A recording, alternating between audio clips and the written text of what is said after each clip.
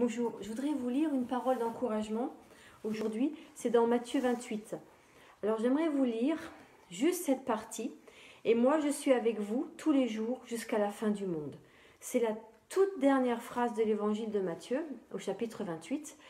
Et j'avais à cœur de vous partager ça, de vous partager cette bonne nouvelle de ce que Jésus, de ce que Yeshua est avec nous tous les jours jusqu'à la fin du monde et qui nous accompagne étape après étape. Mais très sincèrement, si on ne partage pas le reste, il manque quelque chose. Alors j'aimerais juste vous partager ce qui est dit avant.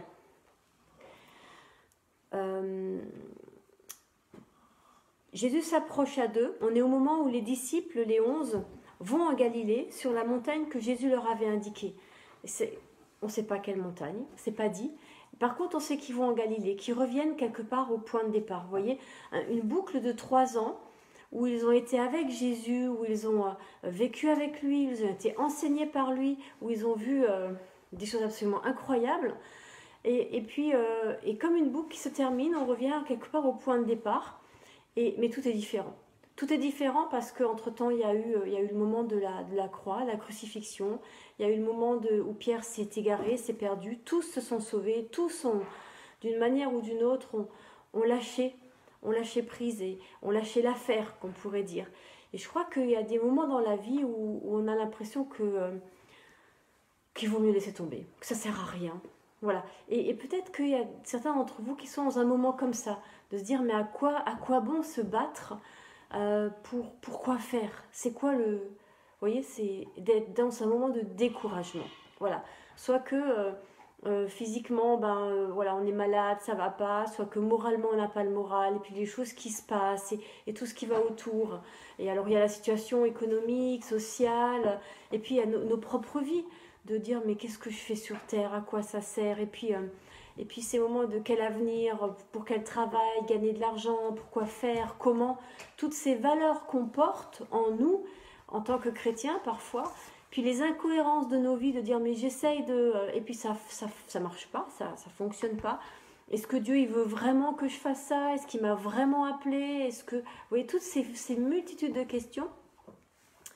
Et au fond, on est dans une espèce de temps d'incertitude, comme si on était sur des sables mouvants. Alors qu'on connaît ce passage de la Bible qui dit qu'il faut construire sur le roc et qu'il faut construire que Jésus, que Yeshua est ce roc dans nos vies. Et pourtant, on a l'impression que là, on est un peu dans les sables mouvants, pour ne pas dire en plein dans les sables mouvants. Et Jésus nous rappelle ça. Tout pouvoir m'a été donné dans le ciel et sur la terre. Voilà. Dans tous nos sables mouvements, il a tout pouvoir. Mais ce qui est plus intéressant, c'est que dans ce moment-là, le texte dit juste avant, Jésus s'approcha d'eux. Et vous voyez, dans ce passage-là, il est dit encore un peu avant, mais quelques-uns eurent des doutes. Quelques-uns avaient encore des doutes, alors qu'ils ont vu, j'allais dire, des choses absolument formidables. Quelques-uns avaient encore des doutes, et Jésus s'approche d'eux.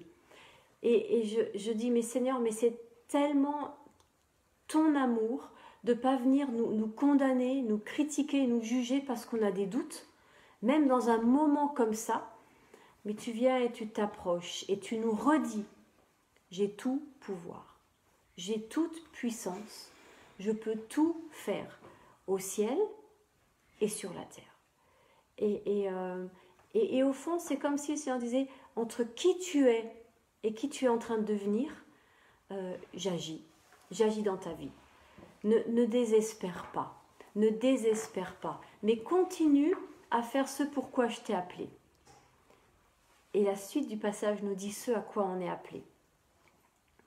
Allez, faites de toute nation des disciples, baptisez-les au nom du Père, du Fils et du Saint-Esprit, et enseignez-leur à mettre en pratique tout ce que je vous ai prescrit. Voilà. On n'est pas là pour essayer de survivre dans ce monde. On n'est pas là pour essayer de tirer son épingle du jeu. Vous voyez, on n'est pas là pour... On est là pour plus que ça. On est là parce qu'on est porteur d'un message, d'une espérance et d'une bonne nouvelle. Et face à tout ce qui essaye de nous écraser, eh bien, il faut que ce message, quand je dis ça, il y a une telle condamnation. Pardon, pardon. Il faut pas. Mais que ce message qu'on porte en nous, on puisse simplement laisser le Seigneur le laisser passer. Voilà, le laisser passer au travers de nos vies. Sans essayer de prétendre à des choses qu'on n'est pas, mais d'être simplement avec qui on est, et puis après d'avoir cet incroyable courage de laisser Dieu agir, voilà, de le laisser faire. Et en sachant que, eh bien, on va pas y arriver par nos propres forces.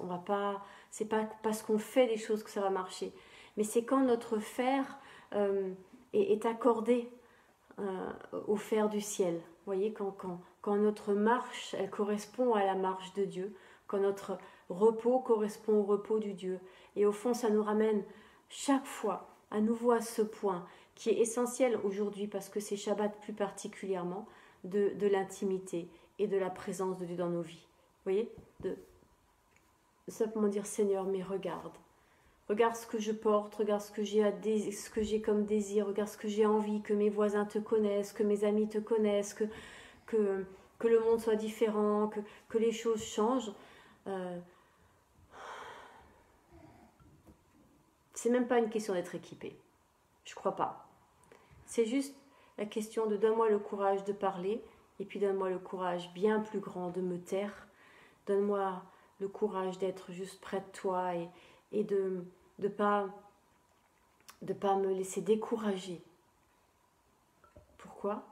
Simplement parce que ta parole me rappelle que tu es avec moi jusqu'à la fin du monde, que tu es avec moi, que tu es avec chacun et chacune d'entre nous jusqu'à la fin du monde. Et c'est ça, la vraie bonne nouvelle. La bonne nouvelle, c'est pas que il m'arrive des belles choses, c'est qu'il est là, c'est que lui il est là, et qu'au travers de tout ce qui nous arrive, il est là, et qu'on peut avoir cette relecture dans nos vies, et même si des choses difficiles arrivent, il est là, et à la fois il les traverse avec nous, mais ces choses difficiles aussi, j'allais dire, il les habite de sa présence, et dans ces choses difficiles, vous voyez, c'est comme si c'était des choses difficiles étaient comme autour de nous, et elles nous obligent au fond à rentrer en nous-mêmes et à rentrer plus profondément en lui. Et c'est là, alors à ce moment-là qu'on peut dire, Seigneur, merci pour les choses difficiles parce qu'elles m'ont permis de rentrer dans cette intimité avec toi et d'avoir cette lecture différente de ta présence au milieu des ténèbres. De ta présence au milieu des ténèbres. Et s'il y a des ténèbres, c'est pour qu'on ait toujours plus à cœur et envie de chercher sa lumière et de vivre de sa lumière. Alors ce soir, eh bien, tout à l'heure à 18h quand on fera Havdalah, qu'on puisse penser à ça, vous voyez ? Qu'on puisse penser à dire, mais c'est ta lumière. Et après, forcément, ça va briller. Vous voyez ? Forcément. Inévitablement presque. Mais ce qui importe, c'est pas de chercher à ce que ça brille. Ce qui importe, c'est d'être là, dans sa présence. J'allais presque dire égoïstement. Juste pour soi et pour être avec lui. Et pour que lui puisse venir se reposer dans ma vie et que moi je puisse me reposer dans sa vie. Dans ce jeu d'intimité, dans cet être ensemble. Et le reste, c'est presque naturel finalement. Mais c'est naturel de ce naturel du ciel qui doit venir sur la terre et ensemencer la terre de lumière, de paix, de joie, d'amour, de réconciliation, de pardon, de grâce, de guérison. Parce que quand sa parole vient et descend en nous, quand on la mange et qu'elle devient notre substance, elle fait partie presque de notre ADN, de notre corps, eh bien, elle irradie, elle transpire au travers de nous. Alors, Seigneur, merci pour l'épreuve, parce que tu es là avec chacun et chacune dans l'épreuve. Merci pour ce temps d'épreuve, parce que tu te révèles dans l'intimité, dans le cœur à cœur, pour rayonner et briller de ton amour dans le monde entier. Soyez bénis et courage dans l'épreuve. Dans l'épreuve, devenons intimes.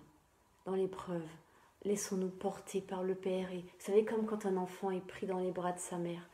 Et c'est souvent quelque chose que ma fille dit quand elle va pas bien. Elle vient dans mes bras et elle écoute mon cœur et elle dit « Maman, ça me fait du bien quand j'entends ton cœur. » Et en fait, c'est vrai, hein. Mon cœur, elle l'a entendu depuis le premier jour. Depuis la première minute. Eh bien, c'est pareil avec le cœur du Père. On l'a toujours entendu. L'épreuve permet juste de revenir à cette écoute. L'épreuve permet de déboucher les oreilles de nos cœurs pour réentendre les battements du cœur du Père qu'on connaît. Pas vrai? Mes brebis connaissent ma voix et elles savent qui je suis. Nous connaissons la voix du Père, nous connaissons le rythme de son cœur. Revenons dans l'intimité et dans les bras du Père. Bisous, à tout à l'heure. Amen.